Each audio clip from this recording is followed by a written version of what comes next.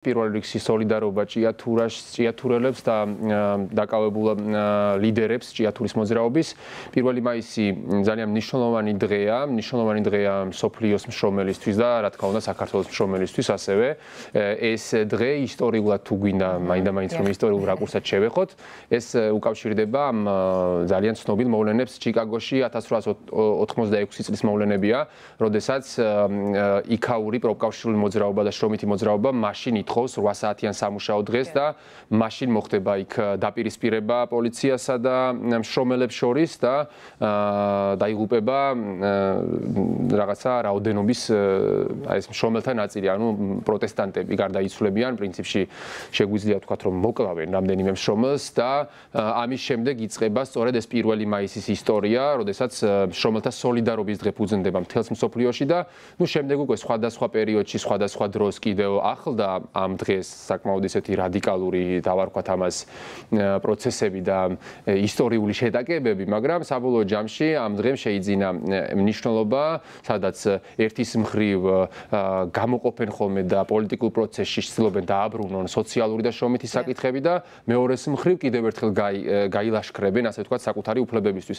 ძნელად წარმოსადგენია ის, რომ ის რაზეც 1886 წელს მსოფლიოს ერთ წერტილში 8 საათიანი სამუშაო დღისთვის იბრძოდნენ და შემდეგ მოიპოვეს, ჩვენთვის ეს ყველაფერი ისევ მიუღწეველია და საქართველოში 8 საათიანი სამუშაო დღე ისევ ფაქტობრივად არ არსებობს, არც სამართლებრივად არ არსებობს და არც პრაქტიკულად არ არსებობს. მაგრამ სწორედ აი დღევანდელი, უბრალოდ თვალინდელი ჩვენი მიმართებაც და თვალინდელი ჩვენი აქციაც ამ საპირველო მაისო აქციას გულისხმობ, სწორედ ამას აღნიშნავს და ამისთვის არის, რომ ჩვენ უნდა ვიბრძოლოთ თუნდაც 8 საათიანი სამუშაო დღისთვის და თუნდაც იმ შვებულების უფლებისთვის, როგორც არის ანაზღაურებადი შვებულება, ხო, როგორც არის უკეთესი ხელფასი. უკეთესი ხელფასი ყველასთვის ამ ქვეყანაში და რაც ყველაზე მთავარია, უნდა ვიბრძოლოთ ღირსეული შრომის უსაფრთხოების ნორმებისთვის, რასაც იბრძვის ჭიათურა პრინციპში, უნდა ვიბრძოლოთ არა მხოლოდ კონკრეტულად სახელფასო მიმართულებებისთვის, ან რაღაცა შრომით ურთიერთობებში რაღაცა პირობების გაუმჯობესებისთვის, არამედ ზოგადად სოციალური გაუმჯობესებისთვის, ზოგადად სამართლიანი ეკონომიკისთვის და აი ამისთვის იბრძვის დღეს ხო ჭიათურა, რომ ანუ ფაქტობრივად არსებობს რაღაცა ტიპის რესურსი, რომელიც ეკუთვნოდა ყველას და შემდეგ რატომღაც ეკუთვნოდა ერთეულებს და ის რაც უნდა ყოფილიყო მაგალითად ჭიათურის სიმდიდრის მიზეზი გახდა მათი წყევლა და მათი სიღარიბის მიზეზი, ხო, გულისხმობ ამ შემთხვევაში მადანს, რომელზეც ქალაქი ცხოვრობს, რომელიც რაღაცნაირად შავი ოქროა, რომელიც ამ ქალაქის მართლა კეთილდღეობის საფუძველი უნდა გამხდარიყო საბოლოოდ იქცა წყევლად და სიღარიბის საფუძვლად. და 1 მაისი სწორედ ამას აღნიშნავდა მთელ მსოფლიოში, გამარჯვებას, გაბრძოლებას და წინააღმდეგობას სიხარბეზე. და სწორედ აი ამ სიხარბისთვის ბრძოლაში არ უნდა დავიღალოთ და იმედია ჩვენი საზოგადოება და ჩვენი პოლიტიკური სპექტრიც კიდევ და კიდევ უფრო მეტად დააფასებს ანუ 1 მაისის მნიშვნელობას, რომელიც ყოველთვის რაღაცნაირად მოტოვებული იყო, როგორც რაღაცა ტიპის კომუნისტური გადმონაშთი. ნუ ჩვენ ვიცით ხო, ისტორიის განმავლობაში შემდეგ საბჭოთა კავშირის პერიოდში შეიცვალა 1 მაისის მნიშვნელობა და პოსტსაბჭოთა სივრცეში ცოტა სხვაგვარი ტრავმა არსებობს ამ კუთხით, გამომდინარე იქიდან, რომ საბჭოთა კავშირი გაცხადებულად იყო, ასე ვთქვათ, გამარჯვებული მშრომელების ერთობა და სივრცე, იქ ბუნებრივად პროფკავშირს წაერთვა საპროტესტო დანიშნულება და როგორც წესი მხოლოდ რეკრეაციული და ასე ვთქვათ, გამაჯანსაღებელი ფუნქციებით შემოიფარგლებოდა და ასეთადაც იქცა 1 მაისის შემდეგ, რომელსაც პროფკავშირები აორგანიზებდნენ და ეს იყო უფრო დავარქვათ ამას პარადი, ანუ გამარჯვების აღნიშვნა და დაკარგა მისი ფუნდამენტური მნიშვნელობა ბრძოლისა და მოპოვების, ასე ვთქვათ, როგორც რაღაცა ტაქტიკური დღე, სტრატეგიული დღე. მე მინდა რომ აუცილებლად ესეც არის ჩვენი მთავარი თემა დღეს ჭიათურაში მიმდინარე პროცესებზე ვილაპარაკოთ, უფრო უკეთ რო ავხსნათ. ეხლა თქვენ საუბრობდით ხო, უკვე 2 თვეზე მეტია მაღაროელების საპროტესტო აქციებს მართავენ და დღეს სოციალური სამართლიანობის ცენტრმა გაავრცელა სხვათა შორის განცხადება, რომელშიც ნათქვამია, რომ რეორგანიზაციის პროცესი მიმდინარეობს უკანონოდ, სრულიად და შრომითი უფლებების უხეში დარღვევით. ავხსნათ კარგად თუ შეიძლება ჩვენი მაყურებლისთვის, აი რამ გამოიწვია ესეთი მძიმე სოციალურ-ეკონომიკური მდგომარეობა ჭიათურაში და როგორია დღეს მაღაროელთა მთავარი მოთხოვნები? ჭიათურაში ის რაც დღეს ხდება, არ არის ბოლო 3-4 თვის ამბის, რომელიც ახლახანს მოხდა, ამის გამოძახილი არ არის. ჭიათურაში არსებობს დიდი სახის, ესე იგი, დოვლათი, რომელიც ამ შემთხვევაში არის მადანი, რომელიც ძალიან ბევრ პროდუქციაში გამოიყენება, ძირითადად სწორედ აი იმაშასაც ფერო იყენებს, ხო? ლითონის წარმოება და რკინის ასე შემდეგ, ამაში გამოიყენება. ეს მადანი გასხვისებული არის ერთ კომპანიაზე, ანუ ამ ერთ კომპანიას აქვს ლიცენზია ამ მადნის მოპოვების მოპოვების, მოკლედ თუ თქვენ აღმოჩნდებოდით და ჭიათურაში იცხოვრებდით და თქვენ სახლის ქვეშ იქნებოდა მადანი, ის თქვენ არ გეკუთვნით, ის ეკუთვნის კომპანიას და კომპანიასვე აქვს მხოლოდ და მხოლოდ უფლება, რომ ნახოს სარგებელი ამ მადნიდან. იმის მაგივრად, რომ ეს სიმდიდრე მოხმარებოდა მთელს ქალაქს, ანუ ეს კომპანია იყენებს ამ პერიოდის განმავლობაში მშრომელებს, ჩვენ გვახსოვს ხო უამრავი შემთხვევა მაღაროებში გარდაცვალების და ასე შემდეგ, მშრომელებს მძიმე პირობებში ამუშავებს, არ თავაზობს ღირსეულ ხელფას და ყველაფერთან ერთად აზიანებს თავად ამ ადგილსაც, ჭიათურასაც. თქვენ თუ ჩახვალთ ჭიათურაში, პირველი რასაც შეამჩნევთ არის ის, რომ მდინარე შავია მაგალითად. ეს მდინარე რო შავია, ამ მდინარით ირწყვება არის ნათესები და ამიტომაც არის მაგალითად მაღალი ონკოლოგიური დაავადებების შემთხვევები ჭიათურაში. სოფლები ჩამოთხრილია და ჩამოთლილია და მოჭრილია საერთოდ. მოკლედ ეს ამ ერთი კომპანიამ გადაწყვიტა, რომ აქედან უნდა ნახოს დიდი მოგება და ამის ასე ვთქვათ საპირწონედ არანაირს ასე ვთქვათ სიკეთეს, არანაირ დაზღვევას არ თავაზობს ადგილობრივ მოსახლეობას და საბოლოო ჯამში ჩვენ ხშირად ვიღებთ იმგვარ კრიზისებს, როგორიც ახლაც არის. კომპანიამ კიდევ ერთხელ სრულად უპასუხისმგებლოდ მას შემდეგ რაც დიდი ქონება დააგროვა და კაციშვილმა არ იცის სად წაიღო ის თანხები, რომელი თანხებიც იქ მოპოვებულია პრინციპში და რომელიც შეიძლებოდა მოხმარებოდა კომპანიის რესტრუქტურიზაციას ან განახლებას და ერთ დღესაც აგერ არჩევნების შემდეგ გამოაცხადა, რომ ის ასრულებს ასე ვთქვათ სამუშაოებს და აღარ გააგრძელებს მაღაროებში შიდას ასე ვთქვათ სამუშაოებს. ამის შემდეგ იყო იმის იმედი, რომ განახლდებოდა, თუმცა სწორედ 2 თვის წინ გამოცხადდა, რომ სამუშაოები აღარ განახლდება და ეს ასე ვთქვათ ქალაქი, რომელიც ფინალურად ჩამოკიდებული არის აი ამ მაღაროების წარმოებაზე 3600 თანამშრომელი დარჩა ყოველგვარი ხელფასის გარეშე. შიმშილის პირისპირ და არავის ანაღლებდა საერთოდ მათი მდგომარეობა და ამ პერიოდის განმავლობაში ცდილობდნენ, რომ ელემენტარული ყურადღება მიექციათ.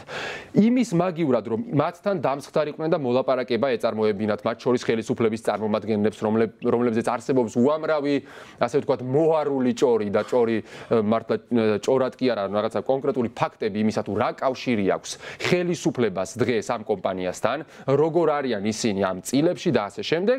და იმის მაგივრად, რომ მოკლედ ხელისუფლება დამსხდარიყო ამ ადამიანებთან და გამოსავლებზე ემსჯელა, დაიწყეს მათი გაშავება, როგორც ჩვევიათ, ხო? ან ჩვენ საზოგადოებაში დღეს ასეა, ვინც არ ეთანხმება ერთს ის არის ან ნაცი, ან აგენტი, ან რადიკალი, ან იმნაირი, ან ამნაირი. ანუ აი ამ ტიპის მოცემულობაში დაუწყეს ლაპარაკი მაღაროელებს, გამოსავლის ძიების მაგივრად დღეს მივედით შედეგამდე, როდესაც 4 მათგანი დაიჭირეს, დააკავეს და ედავებიან 6 წლიან, 7 წლიან პატიმრობას ადამიანებს, რომლებიც არიან ლიდერები ამ მოძრაობის. აი ეს არის პასუხი ხელისუფლებისა და ბიზნესის, რომლებიც არიან მუდმივ სიმბიოზში ერთმანეთთან. ბუნებრივ გულწრფელ სოციალურ პროტესტზე, რომელიც ჭიათურაში ხდება. ეხლა იქ ახალი ეს რაღაცა სოიცკის კლანი შემოაგდეს, უნდათ რომ ამან გააგრძელოს ეხლა სამუშაოები, ირღვევა ყველანაირი რეგულაცია, ადამიანებს აწერინებენ ხელს დოკუმენტზე, რომელზე ხელის მოწერაც თავისთავად არალეგალურია და ამის შემდეგ ჩვენ ვიღებთ მოცემულობას, სადაც ჭიათურელებს, ესე იგი, სახვეწარად გაუხადეს მაღაროების აღდგენა იმდენად, რომ ეხლა მიზერულ პირობებს თავაზობენ და მათ ნაწილს თავაზობენ ფაქტობრივად დასაქმებას, წარმოდგენა არავის გვაქვს რას აპირებენ, არ არსებობს გეგმა, არ არსებობს საჯაროობა, არ არსებობს გამჭირვალობა და ცხადია, რომ ამ დროს ჩვენი ხელისუფლება თითქოს ხელებს იბანს, თითქოს რაღაცა შუალედში. სწორედ ამ ნაწილში მინდოდა დამესვა შეკითხვა, თქვენც ახსენეთ და ვიცით ეს, რომ მაღაროელების ერთ-ერთი მთავარი მოთხოვნაა ხელისუფლების წარმომადგენლებთან შეხვედრა. აი ამ დროის განმავლობაში 2 თვეა უკვე ეს პროტესტი გრძელდება. რატომ ვერ მოხერხდა ამ შეხვედრის ორგანიზება და რატომ არ ისმენს ხელისუფლება მათ ხედვებსა და მოსაზრებებს იმასთან დაკავშირებით, თუ როგორ უნდა დაიძლიოს აი ეს არსებული კრიზისი ჭიათურაში? მე ესე ვუყურებ ამ საკითხს. მთელი ის ამბავი, რაც ჩვენს თავს ბოლო პერიოდში ხდება, ჩვენი საზოგადოების თავს. აი კავშირებზე, რასაც საუბრობთ ბიზნესსა და სახელმწიფო, აი ეს შეიძლება იყოს ერთ-ერთი მიზეზი, რატომაც თქვა მოლაპარაკების პროცესზე არ მიდის ხელისუფლება. მათ შორის ის, რაც დღეს ჩვენ საზოგადოებაში ხდება, ეს არის 1%-ის მოსახლეობის 1%-ის დაწინაურებული და ვეძახით ხოლმე ამას ელიტას, დავარქოთ პრივილეგირებული ჯგუფი, რაღაცა ტიპის შესაძლებლობის მქონე ჯგუფის ინტერესი, რომ ამ ქვეყნიდან მეტი ფული იშოვოს. აი რაც აქამდე მოხდა, ისიც ამასთან არის კავშირში. ეს არის სიხარბის ინტერესი საზოგადოების კეთილდღეობის წინააღმდეგ და ასეთ დროს ხელისუფლება ბუნებრივია, მთელი ეს მე როგორც ვაფასებ, ავტორიტარული ტენდენციები ამას უკავშირდებოდა. მათ ეს ყველაფერი, კანონების მიღება, რეპრესიები გააკეთა გააკეთეს იმის გამო, რომ ის დაეწყოთ, რაც ჭიათურაში დაიწყეს. შესაბამისად, ის რაც ჭიათურაში ხდება, ბუნებრივად არის ინტერესში აი ამ ძალაუფლებრივი ჯგუფების. შესაბამისად, ისინი იმტოც არ მოჭრიან, რომელზეც ხედან. ისინი იქიდან დიდ ფულს შოვლობენ და დიდი ფულის შოვნა გადის სწორედ იმაზე, რომ ჭიათურის მოსახლეობა უნდა დაიჩაგროს. იმიტომ რომ სხვა შემთხვევაში მაშინ სამართლიანი საზოგადოება უნდა შეიქმნას. სამართლიან საზოგადოებაში ამ ხელა ფულს ისინი ვერ იშოვნიან, ხო? აქედან გამომდინარე ხდება ის, რაც ხდება. იმის მაგივრად, რომ მოსახლეობა სარგებელს იღებდეს სიმდიდრიდან, რომელიც მათ ბუნებრივად ხვდათ წილად, იტანჯებიან ამის გამო და ამაზე პასუხისგებლობა ეკისრება როგორც კომპანიას, ასევე ხელისუფლებას, რომელსაც და წინა ხელისუფლებასაც ბუნებრივად, რომელსაც წლების განმავლობაში არათუ არაფერი გაუკეთებია ჭიათურელთა დასახმარებლად, არამედ პირდაპირ იყო მაპროვოცირებელი ჭიათურელთა ჩაგვრის, მათი ექსპლუატაციის, მათი გაღარიბების და იმ მდგომარეობამდე მიყვანის, რა მდგომარეობაში ეხლა არიან. ჩვენ გვახსოვს, იყო კიდევაც არჩევნებამდე შუქრუთელების პროტესტი, პირი რომ ქონათ ამოკერილი ადამიანებს და არჩევნების წინ რაც გააკეთეს, ისიც ვნახეთ და არჩევნებიდან მეორე დღეს ყველა ადამიანი დაივიწყეს და ყველას პრინციპში კიდევ უფრო დაუმძიმეს მდგომარეობა, ვიდრე ისინი აქამდე იყვნენ და აი ესეთ სიტუაციაში ძალიან ძნელია მათი გამოცნობა, რატომ არ აკეთებენ იმას, რატომ არ აკეთებენ ამას, არ უნდათ, მათ ინტერესში არ შედის, ინტერესთა კონფლიქტი ბუნებრივია და სხედან მასთან რა ქვია პროფკავშირების გაერთიანებასთან ერთად და რაღაც სამხრივ კომისიებში შრომელების გარეშე ათანხმებენ რაღაც საკითხებს, მერე გამოაგდებენ ამ დოკუმენტს და უკვირთ რატო არ მოწონს არავის, იმიტომ რომ მათთან არ გილაპარაკიათ. მათი ჩართულობის გარეშე. ხო, მათი ჩართულობის გარეშე მოხდა. საკმაოდ მძიმე სურათი აღწერეთ ახლა და მაშინ საინტერესოა და ალბათ თავი კითხვაც ეს არის, რომ რამ შეიძლება დაძრას პროცესი და შეცვალოს ვითარება უკეთესობისკენ. რამ უნდა მისცეს ყველაზე დიდი ბიძგი ცვლილებებს, მოკლედ ესე რომ ვიკითხოთ და დავუსვათ საკითხი. თუ იქნებით ოპტიმისტები, გონიერი ადამიანების ჯგუფი რომ არსებობდეს, გონიერი და მსუბუქი ჰუმანურობაში ერჩენილი ადამიანების ჯგუფი მაინც რომ არსებობდეს ხელისუფლებაში, ისინი გამონახავდნენ სწორ გზას, თუ როგორ უნდა მოეგვარებინათ ეს პრობლემა. პირველ რიგში არ უნდა მოაგვარო პოლარიზებით და აი ის რაც ხდება, ანუ აქ შუამავლობის სიმულაცია კი არ უნდა შექმნა. რა მნიშვნელობა აქვს სახელმწიფოს შუამავლობას ერთის მხრივ პროფკავშირთან, რომელიც ბუნებრივად არ წარმოადგენს და ჩვენ ყველანი ვხედავთ, რომ არ წარმოადგენს შრომელების ინტერესს, იმიტომ რომ შრომელები აქ ედგარან აქციაზე და პროფკავშირი საერთოდაც არ არის, არც ერთი დღე ფაქტობრივად ისინი იქ არ გამოჩენილან, მათთან ლაპარაკს რა აზრი აქვს, რატომ ქმნიან ამ სიმულაციას, მეორეს მხრივ რატომ არ ღიად არ გამოხატავენ მათ ინტერესს ამ კომპანიის წილებში და არ ასახელებენ იმას, ვინ არიან გამგეობის წევრები, ვინ არიან ბორდის წევრები, როგორ არიან ეს ადამიანები, ქართული ოცნების შემომწირველები და ასე შემდეგ, ხო?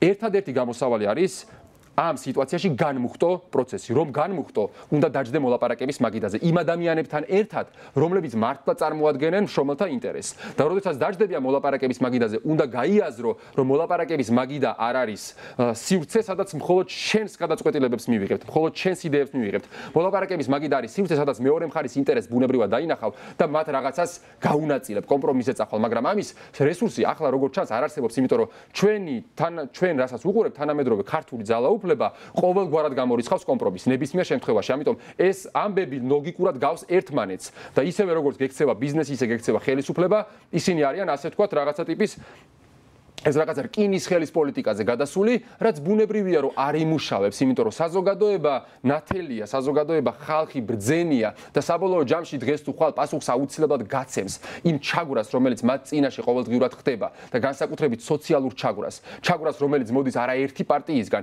არამედ ყველა პარტიისგან ერთად, ჩაგვრას, რომელიც მოდის არა ერთი ხელისუფლებისგან, არამედ მთლიანად ბიზნეს სექტორისგან და აი ამ ბიზნეს კლასისგან და ამას პასუხს გაცემს მოსახლეობა, მაგრამ არსებობდა უფრო ადეკვატური და ნორმალური გამოსავლების. მე მაგალითად პირდაპირ და ღიად ვეთანხმები ჭიათურელების მოთხოვნას, რომ საწარმოს სარგებელი მთლიანად მიდიოდეს შრომელებისთვის და ჭიათურელებისთვის. ამას ვიღაცამ ნაციონალიზაცია დაარქვას, ვიღაცამ დეცენტრალიზაცია დაარქვას, ვიღაცამ მუნიციპალიტეტის საკუთრებაში გადასვა, არ ვიცი. ან სააქციო საზოგადოება დაარქვას, რომელსაც შრომელები მართავენ. არ აქვს ამას არცებითი მნიშვნელობა, მაგრამ ჭიათურის ჯორჯიან მანგანეზმა, ჭიათურას მოუტანა იმხელა ზარალი, რომ არც ერთ კომპანიას აქამდე ასეთი ზარალი შეიძლება არ მოუტანია ამ საზოგადოებისთვის. და ისიც უნდა გვახსოვდეს, რომ ჭიათურის ჯორჯიან მანგანეს უკვე წლებია სახელმწიფოს მიერ მართული, ესე იგი სახელმწიფო მართველი მართავს ოფიციალურად დანიშნული და მიუხედავად ამისა ვხედავთ იქ რაც ხდება და გამოსავალი მე ნამდვილად არ ვიცი. გამოსავალი არის ბრძოლაში და 1 მაისშიც არის ხანდახან გამოსავალი და საზოგადოების იმ ნაწილს მინდა მოუწოდო, ვისაც გონია რომ ეს არ შეეხება, ეს ყველა შეეხება, რაც ახლა ჩვენს თავს ხდება, რაც ქუჩებში ხდება, ის ყოველთვის ყველა შეგვეხება და მანამდე არ უნდა მივიყვანოთ საქმე, მაინდა მანდა მაინც ჩვენ რო დაგვაკავებენ და ჩვენ რო დაგვიჭერენ, იმიტომ რომ მერე გვიან იქნება. ან უკვე ყველა დაჭერილი იქნება და დაკავებული და 1 მაისი ხვალ ჭიათურაში პირველ საათზე იქნება აქცია, იქ უნდა ჩავიდეთ.